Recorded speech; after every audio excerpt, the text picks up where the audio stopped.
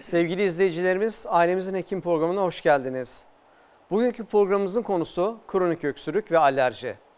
Sizler de konuyla ilgili sorularınızı 0538 011 26 67 0538 011 26 67 numaralı WhatsApp hattımızdan bize iletebilirsiniz. Konuğum Ankara Atatürk Sanatoryum Eğitim ve Araştırma Hastanesi'nden Sayın Profesör Doktor Kurtuluş Aksu. Hocam hoş geldiniz. Hoş bulduk. Çok teşekkür ederim davetiniz için. Dün Antalya'da kongredeydiniz.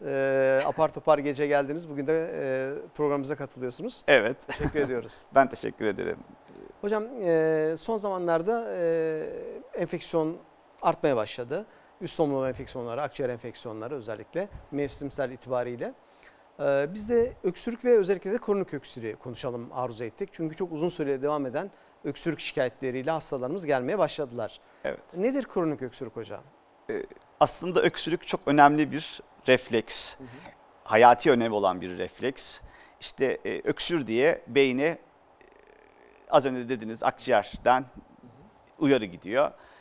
Beyinde solunum kaslarına diyor ki öksür ve böyle bir ark oluşup bir öksürük oluşuyor. Evet. Ve dediğim gibi aspirasyonu önleyen ve akciğerdeki o solunum yollarını temizleyen çok önemli bir refleks. Aslında öksürüğü zamansal olarak değerlendirmek çok olası değil. Neden? Çünkü bazı hastalar yıllarca hiç durmadan öksürebiliyorlar. Ama bazı hastalarda da öksürük oluyor, geçiyor. Tekrarlamıyor ama müzmin olarak, kronik olarak tekrar öksürmeye devam ediyor. Ama rehberlerin dediği, takip ettiğimiz rehberlerin dediği kronik öksürük tanımı, eğer bir yetişkin kişi 8 hafta ve üzerinde öksürüyorsa bunun adı kronik öksürük. Kimlerde daha çok? Yani her iki cinsiyette de görülebiliyor ama kadınlarda ciddi bir kronik öksürük hakimiyeti var. Kadınlardaki oran yaklaşık %65, erkeklerdeki oran %35 gibi yapılan epidemiyolojik çalışmalarda. Hangi yaşta daha çok olur? Yine bu çalışmaların gösterdiği gibi 50'li 60'lı yaşlarda daha sık görüyoruz kronik öksürüğü biz. Böyle aslında yani belki ilerleyen sorularla daha konuşabiliriz. Ama tüm dünyadaki ortalama öksürük sıklığı, prevalansı da %10'larda öksürüğün, kronik öksürüğün ciddi bir oran. Yani poliklinikleri ciddi anlamda etkileyen bir durum öksürük. Ve maalesef hasta memnuniyetinin de az olduğu bir durum kronik öksürük. Ama daha hangi toplumlarda daha sık görülüyor diyorsanız Avrupa, Amerika, bu okyanus ülkeleri, Avustralya gibi ülkelerde daha sık görülen bir durum kronik öksürük. Aslında bu bir refleks değil mi? Yani akciğerin kendini korumak için oluşturmuş olduğu bir refleks dedik. Süre 8 hafta dedik. Mesela 5 hafta, 6 hafta öksürüğü devam ediyor ise bunu kronik olarak tanımlamıyoruz. Bunu kronik olarak tanımlamıyoruz ama takip etmek gerekir. Yani bu hastalar başlamış olabilir, 8 haftayı geçebilir. Akut öksürük yani bir başlamıştır. O çok büyük olasılıkla kendini sınırlar. Ama 8 haftayı geçiyorsa artık bu kronik öksürük ve ileri araştırma yapmak lazım bu hastalarda. Neden oluyor hocam? Hangi hastalıklarda daha çok görüyoruz bunu? Tanı koyamayabilirsiniz kronik öksürükte. Yani, iatrojenik olabilir. Yani hekim yapabilir. Örneğin verilen tedaviler öksürüğü tetikleyebilir. Örneğin bunun başında, örneğin her kronik öksürük hastası ilk sorduğum soru bir tansiyon ilacı kullanıyor musunuz? Özellikle de tansiyon ilaçları içerisinde anjiyotensin dönüştürücü enzim ACE inhibitörü kullanıyor musunuz oluyor. Çünkü ciddi anlamda bir payı var kronik öksürükte. Ama kronik öksürük irdelendiğinde 3 hastalık ön plana çıkıyor. Bunlardan birisi astım, bir diğeri reflü, bir diğeri ise özellikle işte bu mevsim geçişlerinde de viral enfeksiyonların tetiklediği o sinüzit, üst solunum yollarının hastalıklarına bağlı postnazal, genize doğru olan akıntı sendromu dediğimiz durum. Bu 3 hastalık çoğunda kronik öksürüklü hastaların çıkıyor. Ama öksürük çok önemli bir hastalığın belirtisi de olabilir. Örneğin tütün kullanımı yıllardır olan bir hasta, risk faktörü taşıyan, genetik risk faktörü taşıyan bir hasta, kronik öksürüğü varsa ya da öksürük format değiştiriyorsa, böyle arada olan bir öksürük zaman zaman gelip geçiyor ama kronikleşti. Beraberinde başka uyarıcı semptomlar da olabilir öksürüğün yanında. Örneğin kan tükürüyorum diyorsa, örneğin bir akciğer kanseri olabilir. Bir verem, tüberküloz ismi olabilir. Dediğim gibi az önce zaten olmazsa olmaz araştırılması gereken 3 hasta, en çok görülen hastalıklar astım, reflü ve postnazal akıntı sendromu dediğimiz işte kronik sinüzitler, ona bağlı durumlar var. Örneğin akciğerin parenkimal hastalıkları dediğimiz, İşte bu çiftçi akciğerinde ya da idiopatik pulmoner fibroz dediğimiz akciğer sertleşmesi olan hastalıklarda kronik öksürük olabilir. Ya benim öksürük refleksi olan herhangi bir organın da kronik hastalığı öksürüğe neden olabilir. Örneğin bir kulak iltihabı varsa, çünkü orada da öksürük refleksleri vardır. Bir batın içi durum, örneğin diyaframı irrite ediyorsa oradaki bir refleks beyine öksür der. Onda öksürtür. Bütün yani hastalıklar, yani bu saydığım hastalıklar kronik öksürüğe neden olabilir. Ama dediğim gibi çok büyük bir kısmında tanı koyamayabilirsiniz. Her iki hastadan birinde çünkü tanı koyamıyorsunuz. Yine epidemiyolojik çalışmalarda kronik öksürüğü olan hastalarda tanı konulma oranı %50'lerde. Yani her iki hastadan birine tanı da konulamıyor. Bunun adı da kronik inatçı öksürük oluyor. Yani tanı koyamadığınız durum. Peki ne kadar devam ediyor hocam bu? Güzel bir soru. Aslında kronik öksürüğün ortalama süresi diyelim, sürme süresi 2 ila 5 yıl arasında değişiyor. Evet, ama kronik öksürüğün 2 tep yaptığı, pik yaptığı, yani yükseliş yaptığı 2 süre var. Bu ilki 2-6 ay. En çok görüldüğü, bir de 10 yıl ve üzeri. Diğer şeylerde de olabilir ama ortalama 2-5 yıl, ama pik yaptığı 2 tane süre var. 2-6 ay süreli olabiliyor. Bir de 10 yıl ve üzerinde süren kronik öksürük oluyor. Yani insanın gerçekten hayatını zorlaştıran, değil mi? Sosyal yaşantısını oldukça olumsuz etkileyen bir durum. Sürekli öksürmek, özellikle işte mesela öğretmenseniz, meslek gereği sürekli konuşmak durumunda iseniz gerçekten zor bir süreç. Böyle bir hasta geldiğinde hocam diyor ki 2 haftadır ben öksürüyorum. Nasıl tanı koyuyorsunuz? Ne gibi işlemler yapıyorsunuz? Çok güzel bir konuya değindiniz. Hakikaten o söylediğiniz şey çok değerli. Neden? Çünkü kronik öksürük insanların yaşam kalitesini ciddi anlamda etkiliyor. Tabii, evet. Yine kronik öksürük olan hastalarla yapılan anket çalışmasında soruluyor. Yaşam kalitenizi etkiledi mi bu durum sizin diye. Tamamına yakını evet diyor. Ve özellikle depresyon çok ön planda. Evet. Ve konuşamama. Az önce dediniz ya, konuşturmuyor öksürük. Doğru. Çok ön planda, ama en ön planda nedir derseniz idrar kaçırma. Ve kronik öksürüğü olan bir hastaya mutlaka, çünkü söylemeyebilir utangaçlıktan dolayı, idrar kaçırma oluyor mu? Çünkü idrar kaçırmanın yaşam kalitesiyle ilişkisi kronik öksürükte çok daha ön planda. Ama dediğim gibi kronik öksürükle gelen hani ikinci kısma nasıl yaklaşalım dendiği zaman, zaten kronik öksürüğü varsa, 8 haftadan uzun sürüyorsa mutlaka bir bu astım, reflü ve postnazal akıntı sendromu dediğimiz o geniz akıntısı durumu, ona neden olabilecek hastalıklar araştırılması lazım. Evet. Yine az önce dedim, hani bir tedavi de yan etki olarak öksürük yapabilir. Özellikle bir tansiyon ilacı, ki o anjiyotensin dönüştürücü enzim blokörü yapan ilaçları mutlaka sorgulamak lazım. Yine bazı özellikle gastrointestinal dismotilite yapabilecek ilaçlar da öksürüğü tetikleyebilir. Örneğin kalsiyum kanal blokörleri gibi, bunları da sorgulamak lazım. Ama kronik öksürük olan bir hastada, dediğim bu hastalıkları yakarttığı ciddi hastalıkların da belirtisi olabileceği için mutlaka tabii bir akciğer filmini çekip akciğer filminin normal olduğunu göstermeniz lazım. Yine bir astım en sık görülen hastalıklardan, astıma yönelik sorgu, anamnez çok önemli. Sadece öksürük mü var, kronik öksürük mü var, öksürük ne zaman oluyor, öksürük dışında işte balgam çıkartıyor musun, kan tükürüyor musun, bunların da sorgulaması lazım. Ve ona yönelik bir hekimin kendine bir tanı algoritması kafasında oluşturarak onları planlaması lazım. Ama kronik öksürük diyebilmek için, zaten altta yatan bir şey olmayan kronik öksürük diyebilmek için akciğer filminin normal olması lazım. Solunum fonksiyon testlerinin normal olması lazım. Bu gibi araştırmaları ya da bir eğer kulak burun boğaz düşünüyorsanız, en sık nedenlerinden bir tanesidir. Bir kulak burun boğaz uzmanının değerlendirip işte bu bir postnazal akıntıya bağlı, geniz akıntısına bağlı öksürük demesi lazım. Ya da öksürüğü yapabilecek diğer durumlar, örneğin bunun içinde bir polip var ya da yok, ya da bir kronik sinüzit var ya da yok, bunları dememesi lazım. Onun fizik muayenesinde işte nazal endoskopi yapılabilir, farenksteki o tipik görünümü vardır bu postnazal akıntı, onların görülmesi lazım. Astımı biz sizinle çok konuştuk, işte Evet, astımdaki o eğer hırıltıyla birlikte öksürüğüm oluyor, bu özellikle bir geceleri sabaha karşı oluyor ya da bir araya giren bir irritanla oluyor. Örneğin benim alerjim var diyor. Kediye alerjim var. Kedili ortama girdiğimde öksürüğüm oluyor mu diyor. Bunlar çok önemli. Ama bir kan tükürüyorsa mutlaka aklınızda onu yapabilecek durumların, işte bir akciğer kanserinin ekart edilmesi ve o yönde işlemlerin yapılması ya da uzun zamandır öksürüyor. Ailede verem öyküsü var ya da kendisi bir immünsüpresif, çok bugünlerde kullanıyor ama çocuk hastalıkları olsun, şeyleri olsun, öyle bir öyküsü varsa mutlaka bu tüberküloz olmasın deyip o yönde bir tanı algoritması gerekebilir. Ama bunların tamamında zaten akciğer filminde bir şey görürsünüz. Evet. Akciğer filminin bir kere kronik öksürükte aslında değerlendirip normal olduğunu görmeniz lazım. Solunum fonksiyon testini yapmanız lazım. Bir gastroenteroloğa 3. en sık hastalık neydi? Reflüydü. Eğer gerçi gastroözofajiyel değil ama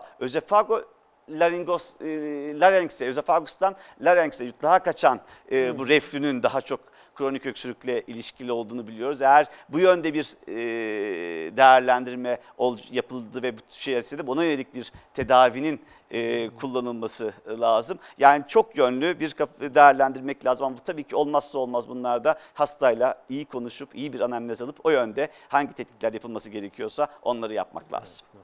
Şimdi özellikle çocuklarda anneler, babalar tabii çok etkileniyorlar bu durumdan. Özellikle böyle viral enfeksiyonlarda çocuklardaki bu geniz akıntısı nedeniyle öksürük çok uzun sürebiliyor. Yani 3 hafta, 4 hafta süren öksürükler görüyoruz. Ve aileler gerçekten telaş ediyorlar. Gece sürekli öksüren, uyanan bir çocuk veya bir genç, okul çağı dönemindeyse okuldan aldığı enfeksiyonlardan kaynaklanan. Bazen enfeksiyon düzeliyor hocam. Herhangi bir şey kalmıyor mesela, toparlıyor. Bir üst solunum enfeksiyonu ya da akciğer enfeksiyonu var.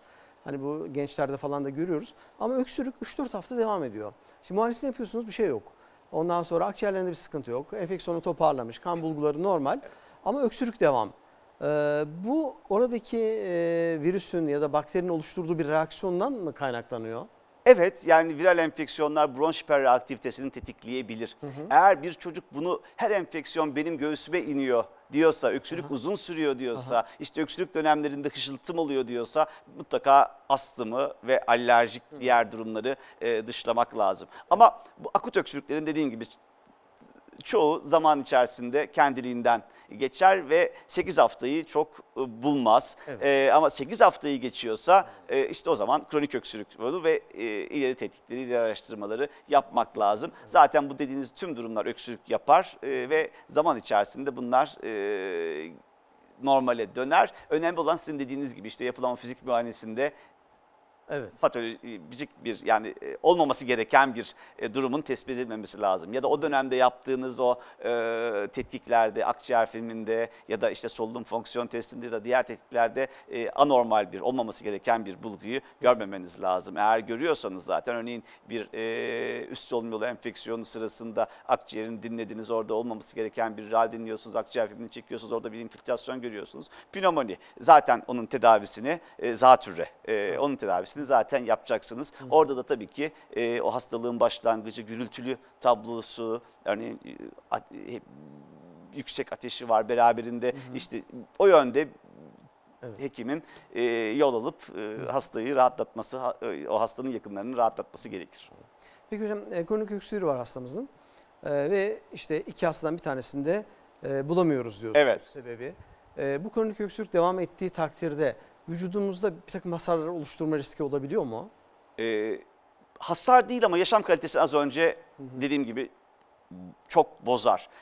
Ama idrar kaçırır, depresyona girer. Bunların da hepsi birer hasar. Ama tabii ki kronik öksürüğün kendine özel problemler de yaratabilir. Örneğin yakın zamanda bir ameliyat olmuş bir hasta sürekli öksürürse, örneğin benim dikişim patlayacak mı diye endişe duyar. Yine kronik öksürüğün kendine ait geliştirebileceği, olabileceği ekstra durumlar olabilir. Dolayısıyla öksürüyor, evet biz buna tanı koyamadık kronik şey ama böyle hastalarda da öksürüğü kesmeniz lazım. Zaten onun adını koydunuz, kronik inatçı öksürük. Yani farklı bir alt tanı yok. Evet. Örneğin siz verem değilsiniz, öksürmüyorsunuz, vereme bağlı öksürmüyorsunuz. Çünkü hastalarda böyle endişeler de oluyor.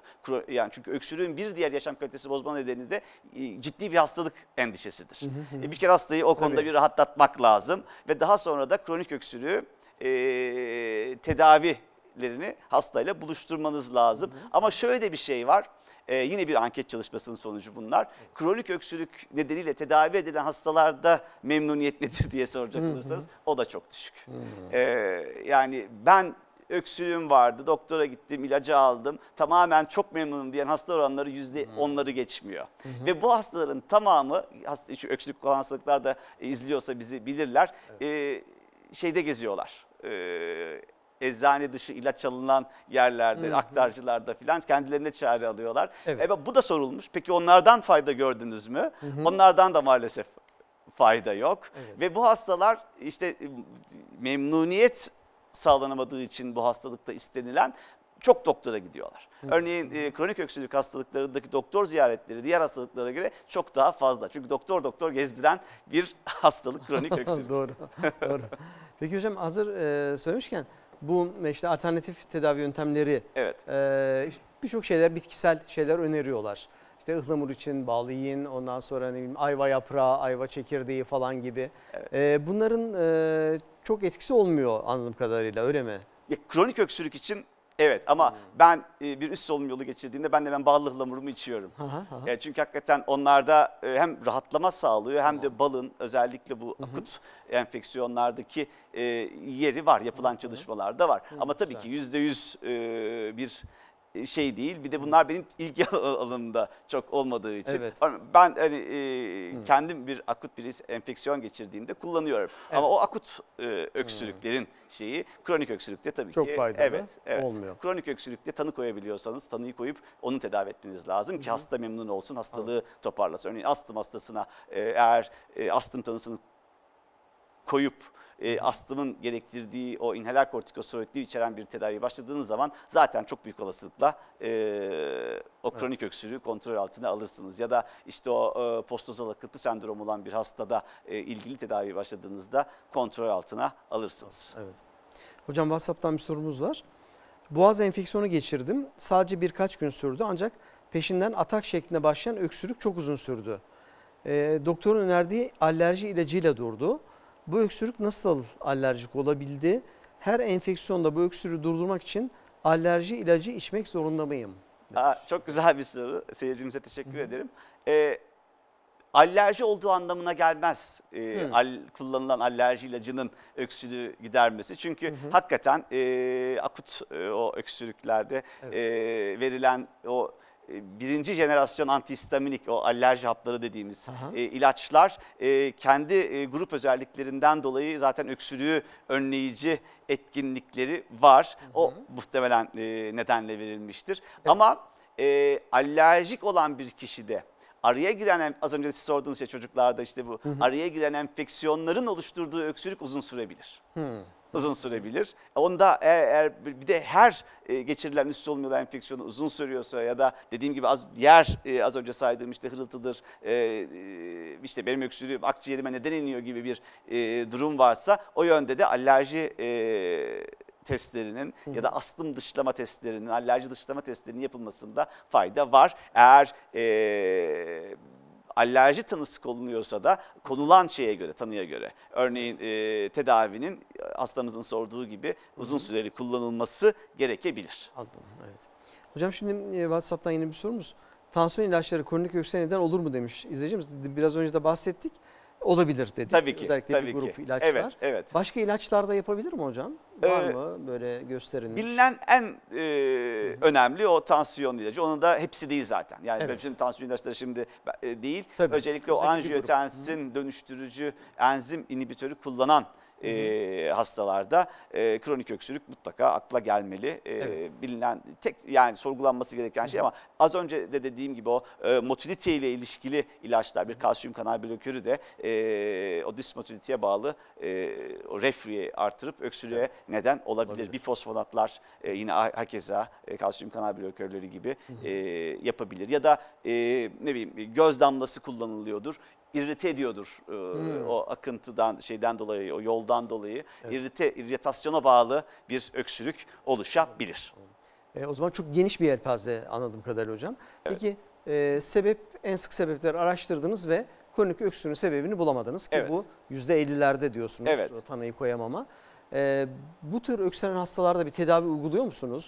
Tabii ki. Onda da nöromodülatör ilaçlar bir grup var. Onlar örneğin bunun en çok bilineni morfin benzeri ilaçlar, böyle yavaş salınımlı, uzun etkili şeyler. Yani pregabalin diye grup ismi veriyorum. Bunlar bu hastalarda tedavi ve etkin de tedaviler. Etkin de tedaviler olduğunu biliyoruz. Yeni geliştirilen ilaçlar var.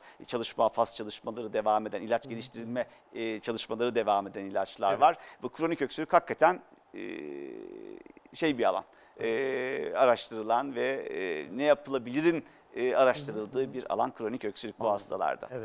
Peki çok konuşması gereken özellikle meslek gruplarında mesela öğretmenlerden alalım. Yani sürekli konuşmak zorundalar. Devamlı konuşmak da kronik öksürüğün sebeplerinden olur mu hocam? Yani sık konuşma zorunluluğu, gerekliliği. Yani öyle bir şey olmaz. Konuşmaya bağlı öksürük değil ama yani bunlar öksürük nedeniyle konuşamadıklarından daha çok müzdarip olurlar ama ben hani şeyi mi soracaksınız diye, bu konuşma terapisi de aslında az önce saymadığım, unuttuğum, çok iyi oldu söylemeniz, hatırladığım. İşte bu fizyoterapi grubunun yaptığı işte bu konuşma terapileri de ciddi anlamda bu kronik öksürük, uzun süren tanı koyamadığımız o öksürüklerde belirgin fayda sağlayabilen bir tedavi yöntemi de bu konuşma terapileri var. Tabii kullanılıyor ve hastaların belli bir grubu bundan fayda gördüğünü söylüyor. Çok iyi. Yani böyle bir durumda doktorumuzun yönlendirmesiyle bu gruplara da başvurulabilir. Evet, tabii ki. Tabii ki. Hocam şimdi kronik öksürükten isterseniz böyle en sık kronik öksürük yapan hastalık grubu alerjiler dedik. Değil mi? Bunların başında da astım geliyor dedik. Siz de bir alerji hastalıkları uzmanısınız aynı zamanda, göğüs hastalıklarıyla beraber. Bir miktar da isterseniz alerjiyi açalım. Alerji kavramı nedir hocam? Alerji aslında kelime olarak farklı bir reaksiyon anlamı taşır. Ama tanımı nedir diye soracak olursanız, bir çevresel bir alerjen maruziyeti sonrası eğer kişide beklenmeyen bir reaksiyon, bir aşırı duyarlılık reaksiyonu oluyorsa bunun adı alerjidir. Ama bu sefer alerjen ne diye soracaksınız. Peki eğer bir madde sizde nasıl açıklayabilirim diye düşünüyorum aslında seyircilerimize. İmmün sistemi uyarabilme özelliği taşıyorsa o alerjendir. Ama en sık karşılaştığımız alerjenler işte ev tozu akarları, bu küfler, polenler, ilaçlar, gıda katkı maddeleri, duyarlaştırıcılar, deterjanlar, bunların hepsi alerjen olabilir. Ama öksürükle ilişkili daha çok olanlar tabii ki polenlerdir. Ev tozu astımla ilişkili ya da işte bu alerjik rinitle ilişkili alerjenler öksürükle tabii ki daha ilişkilidir ve hakikaten öksürüğün en önemli nedenlerden birisi de alerji ve alerjik hastalıklardır. Ve alerjik hastalıkların sıklığı da öyle yadsanamayacak kadar az değildir. Örneğin, nasıl hocam mesela? Dünyadaki alerjik rinit sıklığı 500 milyon. Ona yakında 300-400 milyonda bir astımlı hasta popülasyonu var. Türkiye'den de bu konuda güzel çalışmalar var. Alerjik rinit, örneğin burun akmasıyla giden işte o tablonun sıklığı %10'larda, astımın sıklığı da tüm Türkiye genelinde %4, %5'lerde bir, yani Türkiye'ye bakacak olursan 3-4 milyon bir astımlık popülasyonu. Bunun yaklaşık 2 katı da bir alerjik rinit popülasyonu bir şeyi var. Tabii bu alerji dediğimiz zaman işte vücuttaki döküntülerle giden hastalıklar da, değil mi? Alerjik hastalıklar falan da var. Bunları da kattığımız zaman herhalde 10 kişiden 3-4 tanesi alerji problemi Tabii. herhalde yaşıyor Evet, olsa zaten gerek. alerji tüm dünyada şu an yaşanan bir pandemi gibi. Evet. Arttı değil mi hocam son yıllarda? Artış var, evet. Özellikle gelişmiş ülkelerde bir durağanlaşma da var. Özellikle gelişmekte olan ülkelerde ciddi artışlar devam ediyor. Zaten alerjinin en çok yoğunlaştığı dönem tüm dünyada 2. Dünya Savaşı'ndaki o endüstrileşmenin olmasıyla olan şeylerdir. Evet. Tabii ki alerjinin olması için iki tane önemli şey vardır. Bir kere genetik altyapıya sahip olmanız lazım. Tabii bir de alerjinin oluşması için de alerjen maruziyetinin oluşması Karşılaşmamız lazım. Evet. Hı hı. Yaş grubu olarak hocam bir farklılık var mı? Erkek kadın cinsiyet ayrımı anlamında da.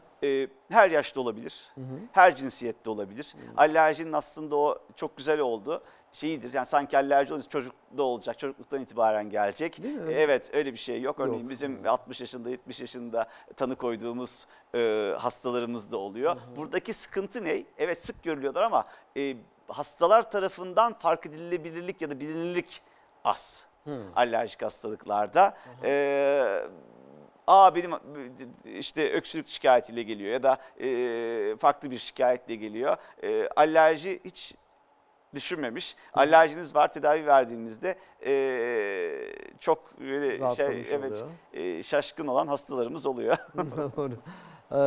Çok klinik başvurusu oluyor mu hocam yani alerji sebebiyle? Hani diğer polikliniklerden falan da herhalde size çok yönlendirme oluyordur tahmin ediyorum değil mi? Tabii yani bu bilinirlik arttıkça hem hekim düzeyindeki bilinirlik artıyor Evet. hem hasta düzeyindeki bilinirlik artıyor. Tabii ki onunla ilişkili de poliklinik başvuruları ciddi anlamda artıyor. Ama hani, bizde zaten hep artmış durumda. Çünkü alerji kliniklerin sayısı az olunca Hasta sayısı evet zaten bir gün içerisinde fazla belli oluyor. sayıda hasta bakabiliyorsunuz. Ama alerjideki artış dediğim gibi tüm dünyada süren bir durum. Evet.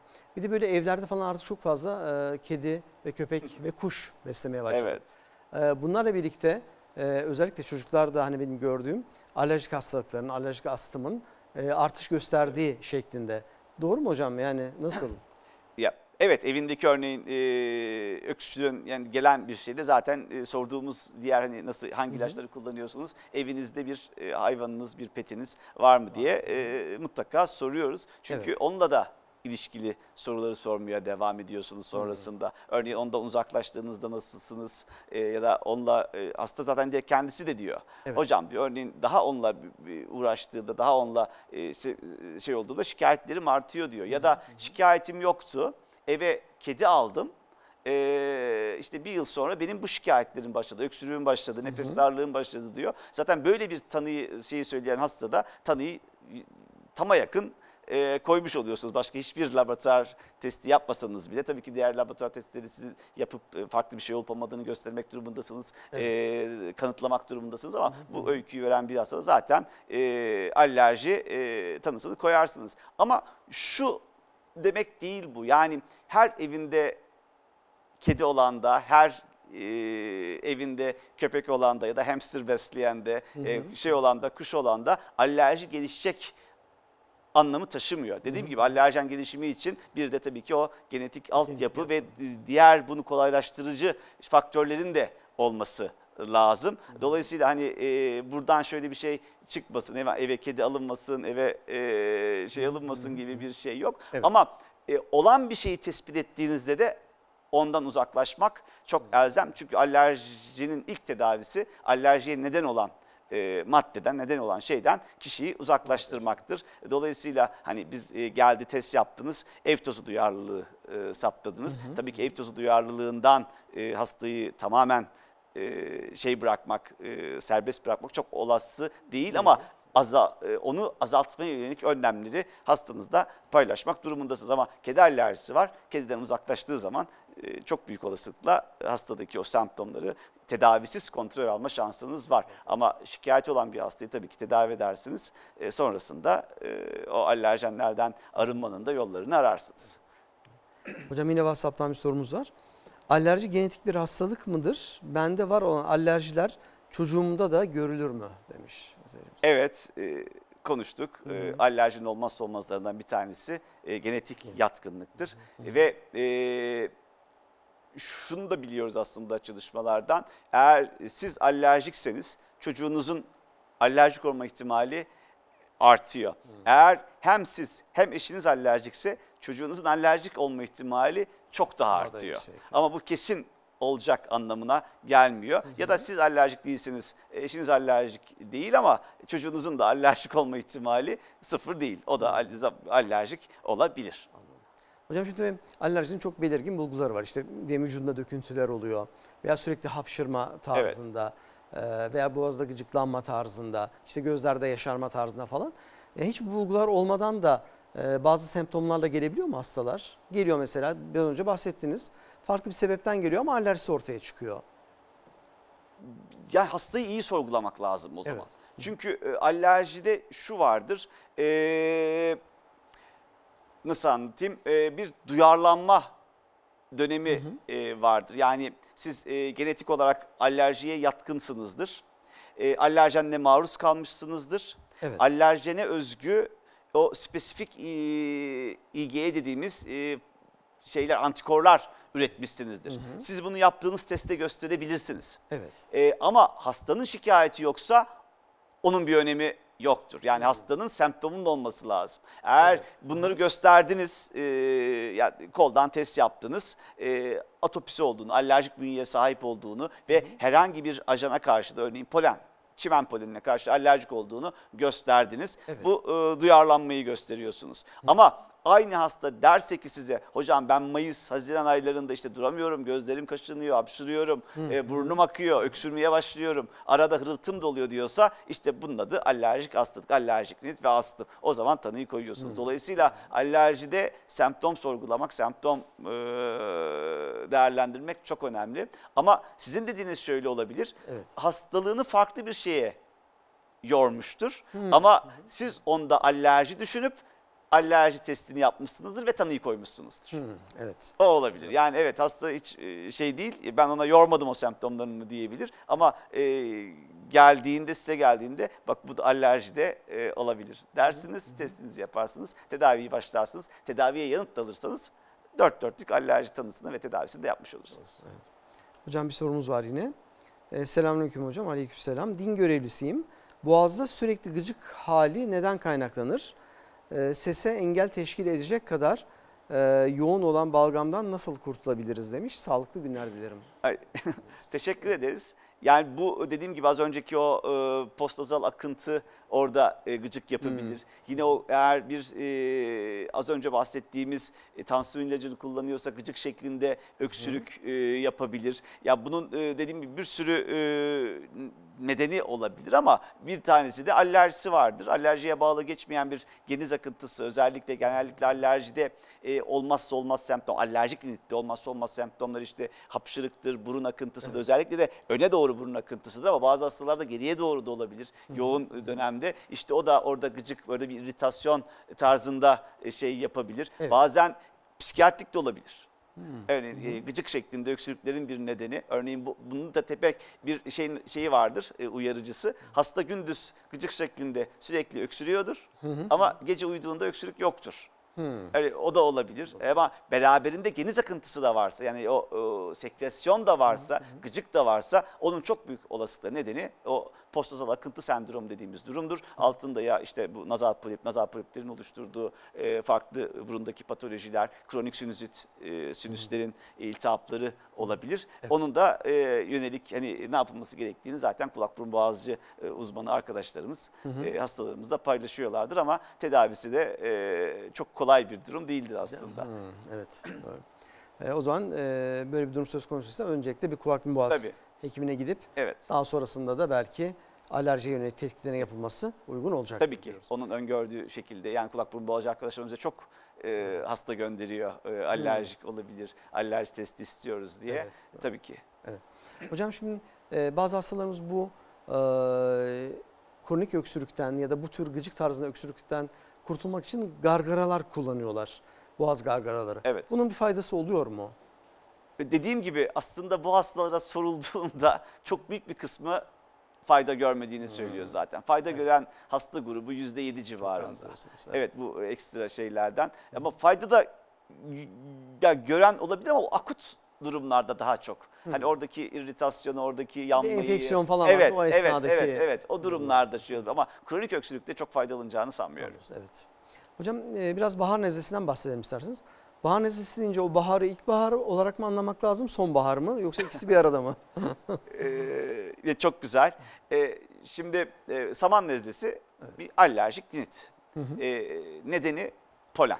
Evet. Dolayısıyla eğer siz rinit varsa, rinit ne demek? Sürekli işte burnunuz kaşınır, hapşırırsınız. Beraberinde çok büyük orasında rinit olan hastaların %70'inde gözler de sulanır, gözler de kaşınır. Eğer bu şikayetiniz varsa ve bu şikayetleriniz polenlerin saçılım yaptığı, doğada arttığı dönemde oluyorsa şeyi de kurmuş olursunuz, illiyeti de kurmuş olursunuz ve dolayısıyla da alerjik rinit tanısını koyarsınız.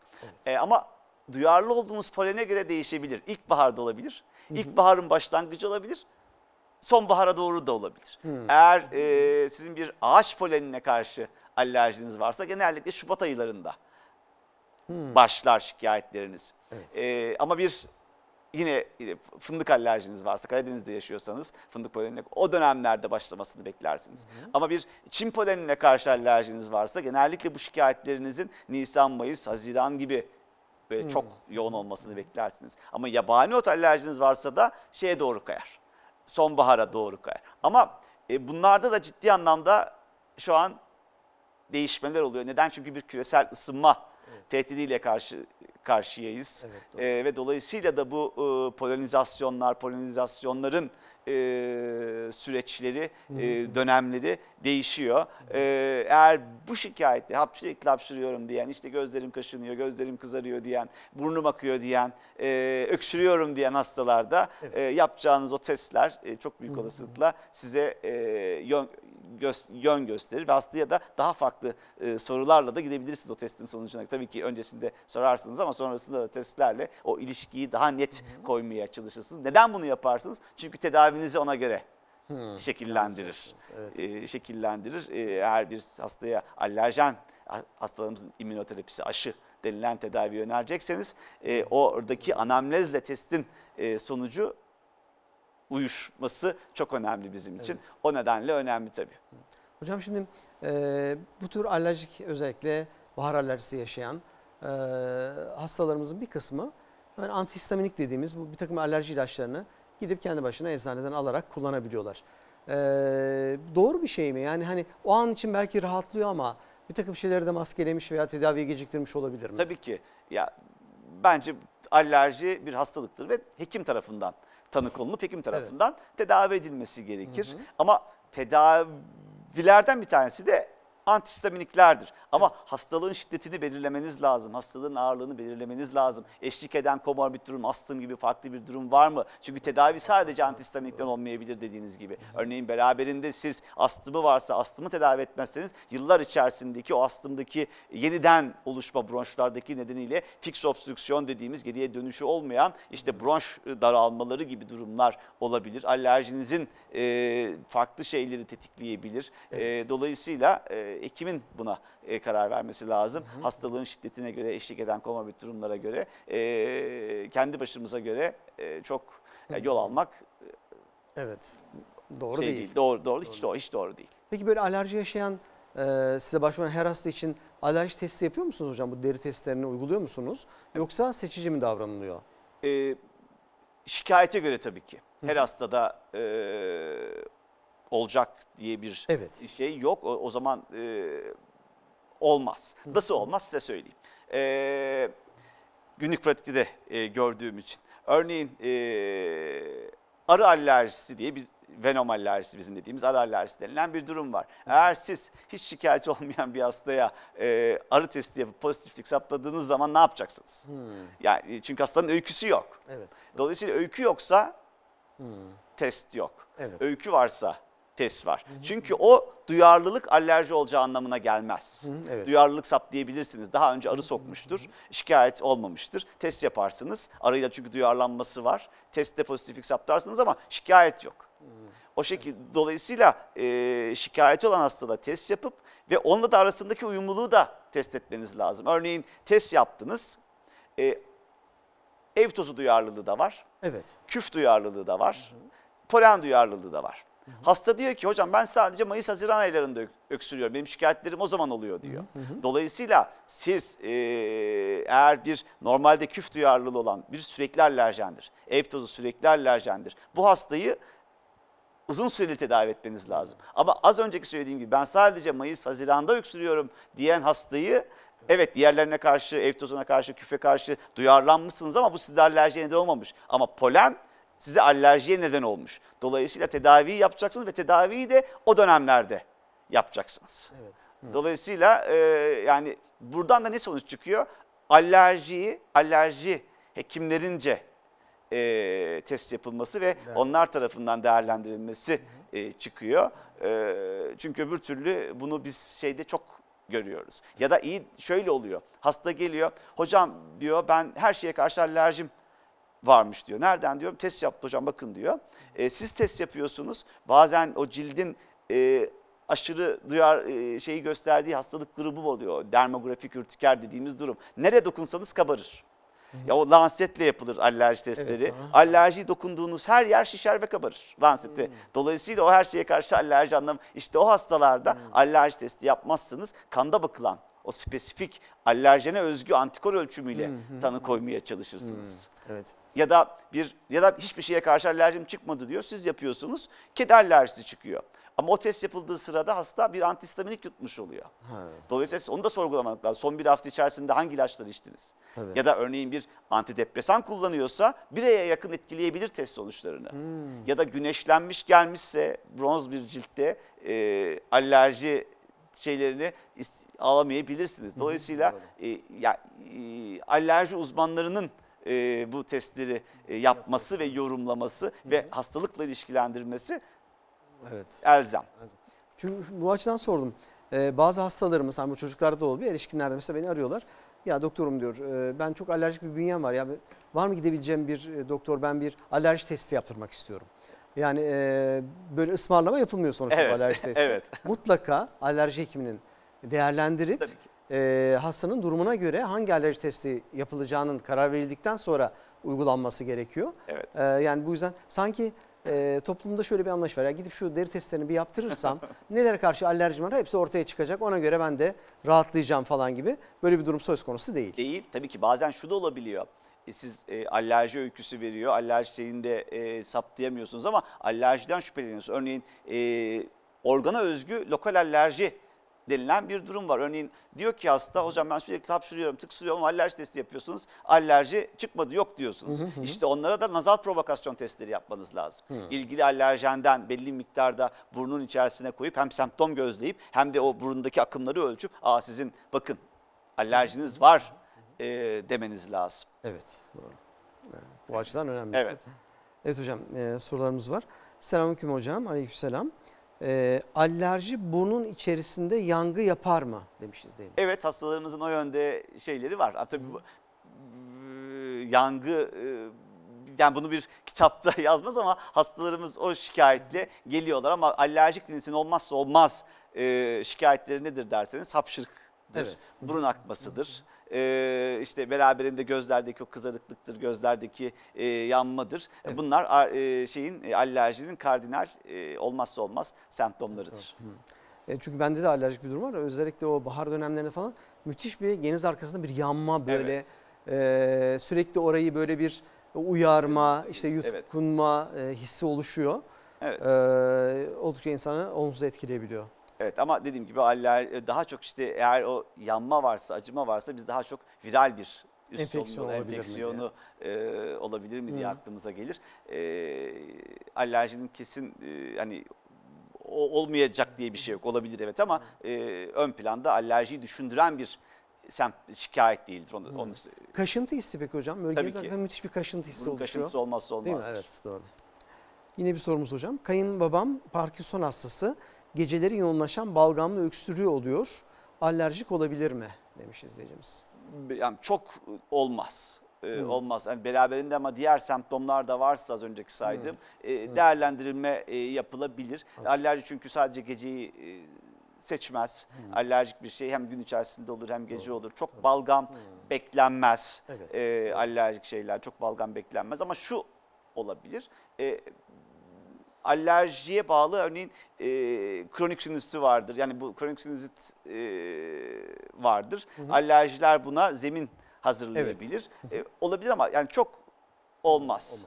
İlaçlar yapabilir mi hocam? Muhtemelen Parkinson için bir takım ilaçlar kullanıyor olabilir. Acaba onlar Ya olmuş o yapabilir mi? benim tabii ki uzmanlık alanım değil ama çok hani bu tabloyu yaratacak, balgam yapacak. Evet yani şeyde. Bir de gece artıyorsa özellikle herhalde reflüyü de düşünmek. Evet tabii ki. Ama bu onda arada da balgam hani. balgamla evet, Evet. biraz. Bir de reflünün zaten bu şeyle ilişkisi de çok net değil. Aslında daha çok işte bu şey reflü. Mideden özefagusa değil ama özefagustan solunum yoluna geçen reflüler daha sanki ön planda gibi bu kronik öksürüklü hastalarda yapılan çalışmalarda. Bir göğüs hastalıkları doktoru değerlendirse o zaman Tabii ki, uygun olur tabii ki diyebiliriz. kulak burun boğaz göğüs hastalıkları değerlendirmesinde fayda var. Peki hocam şimdi soğuk algınlığı da buna benzer bulgular veriyor değil mi? Yani nasıl ayırt edebiliriz? Acaba bahar nezlemiz mi var, alerjimiz var yoksa bir soğuk algınlığı tarzında bir şeyimiz mi var? Ayırt edici tanıyı nasıl yapabiliriz? Evet, bu hastalığın zaten bahar ayında gelmesi lazım size. Hem bahar ayı olup hem de ben alerjik işte saman nezlem mi var Evet. yoksa viral bir üst solunum yolu enfeksiyonu mu geçiniyorum? Aha. İşte o beraberinde kırgınlık varsa, o geniz yanması varsa ve bunlar akut olarak başlamış böyle bir yaygın işte kas ağrısıyla şeyle gidiyorsa çok büyük olasılıkla viral bir patolojidir ama bu alerjik rinit olmadığı anlamına gelmez. Beraberinde o da vardır. Evet. Ama test yaparsınız tabii ki alerjinin tanısını koymak için. Eğer polen alerjisini gösteremiyorsanız ve bu akut bir tablo yeni başlamışsa daha önceki öyküsünde örneğin bu hastalar der ki her sene oluyorum der. Her polen olduğunda oluyorum der. Ama yeni başlamışsa, akut başlamışsa ve öncesinde de bu şikayetler olmuyorsa tabii ki yeniden hani polen döneminde belki ilk başlangıcı da olabilir hastalığın. %100 şey yapmak yok ama beklersiniz eğer bunlar yıl boyu işte o devam ediyorsa, süreç uzuyorsa çok büyük olasılıkla alerjiktir. Alerjik. Ama alerjikse az önceki saydığım işte burun kaşıntısı, hapşırık temelinde gider şikayetler. Öbüründe ise daha çok böyle viral enfeksiyonun diğer boğaz ağrısıyla gider, öksürükle gider, işte kas eklem ağrılarıyla gider. Bunlar sizi şey yapabilir. Ama bunların hiçbiri tabii ki %100 bu sendedir, bu sendedir dedirten şeyler değildir. Peki hava kirliliğinin hocam bu hem alerjik öksürük hem kronik öksürükle bağlantısı var mı? Tabii ki çünkü hava kirliliğinin arttığı dönemlerde bize gelen hasta sayısı çok Artıyor oluyor. değil mi? Evet. Öksürük hastaları oluyor, alerjik rinit hastaları çok artar, astım hastaları çok artar. Bunların hepsi de zaten temelinde, patogenizinde alerjinin olduğu hastalıklar. Dolayısıyla hava kirliliği, işte irritanlarla maruziyet, geçirilen viral enfeksiyonlar bunlar hepsini bunları tetikleyebilir. Hocam süremizin sonunda yaklaştık ama özellikle alerjiden korunmak açısından izleyicilere ne gibi tavsiyelerde bulunabiliriz? Nelere dikkat edelim? Yani alerjilerden eğer saman nezlesi temelinde konuşuyorsak örneğin polen alerjisi varsa çok korunmanız olası değil. Çünkü 100 kilometre, 200 kilometre yayılabilir. Yayılabilir. Hatta siz örneğin o şeyin polenizasyonun şey olmadığı yerde yaşıyorum sanırsınız ama öyle olmayabilir. Ama sürekli de örneğin evde cam kapalı yaşayacak durumda da değilsiniz. Evet. Dolayısıyla hani kaçınmak çok olası olmayabilir. Örneğin yine güneşli ve rüzgarlı havalarda bu saçılan şeyler artar. Evet. O dönemlerde şikayetlerin artabilir. Ama buradaki temel şey hastayı tedavi etmek zaten. Hastayı bir kapalı bir şeye bırakmak değil de hastayı tedavi etmek, tedaviyle yanıtı değerlendirmek ve tedavide eğer yanıt alamıyorsanız işte tedavideki o basamakları çıkmak, yanıt aldığınızda basamakları azaltmak esastır. Ama buradaki temel şey, şimdi saman nezlesi, polen alerjisinin temelinde konuşuyorum. Ama bir kedi alerjiniz varsa tabii ki kaçınmak, kediyi evden uzaklaştırdığınızda %100. Eğer bir ilaç alerjiniz varsa o alerjik olan ilacı yaşamınızdan çıkartmanız lazım. Kaçınmak olası yani %100 eğer onu kullanmıyorsanız. Yani alerjinin şeyine göre örneğin eğer bir nikel alerjiniz varsa, örneğin imitasyon bir kolye taktığınızda boynunuz egzama oluyorsa, oradan tanısılık oldukta uzaklaştırdığınız zaman kaçınmak %100. Ama saman nezlesi özelinde polenlerden kaçınmak olası değil. Buradaki temel şey o dönemde hastayı tedavi etmek. Ama bunu düşürücü önlemler tabii ki. Anladım. Örneğin dolaştınız, geldiniz, kıyafetlerinizi çıkartırsınız. İşte bu polenizasyonun en yoğun olduğu sabah saatlerinizde cam kapı açmazsınız. Ama bunların hiçbiri %100 bir kaçınmaya neden olmaz. Evet. Hocam son olarak şunu sormak istiyorum. Alerjik problemler yaşayan bir izleyicimiz direkt alerji polikliniğine başvurabiliyor mu sizlere, yoksa işte kulak muvazi ya da dahiliye gibi bir polikliniğe başvurduktan sonra mı size sevk oluyor? Evet, evet. Orada yeşil alan açılması diyoruz. Hastalarımız onu bilir zaten. Evet. Çünkü yan dallarda ikinci sırası yapan branşlarda bu var. İlk önce tabii ki başka şeyde araştırılıp alerji düşünülüp Size yönlendiriliyor. Çünkü örneğin kronik öksürüğü olan bir hasta var. Göğüs hastalıkları uzmanı çok rahatlıkla tüberküloza da tanı koyabilir. Akciğer kanseri şeyi de koyabilir. Evet. Ama sizde astım olabilir, sizde alerji olabilir. Alerji uzmanı da gidin diyebilir. Evet. O nedenle öyle bir uygulama var bakanlığımızın yaptığı. Hocam çok teşekkür ediyoruz. Ben teşekkür ederim. Ağzınıza sağlık, ayaklarınıza sağlık. Çok keyifli bir programdı. Çok sağ olun. Çok sağ olun. Davetiniz Teşekkürler. Evet. Bugün Ankara Atatürk Sanatoryum Eğitim ve Araştırma Hastanesi'nden Sayın Profesör Doktor Kurtuluş Aksu'yu ağırladık. Kronik öksürük ve alerji hakkında sizlere bilgiler verdik. Haftaya yeniden görüşmek dileğiyle. Sağlıcakla kalın. Allah'a emanet olun.